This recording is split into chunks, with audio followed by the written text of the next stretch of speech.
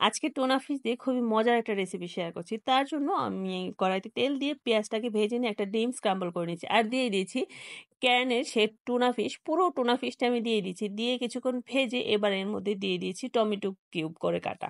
টমেটোটা দিয়ে দিয়েছি বাঁধাকপি।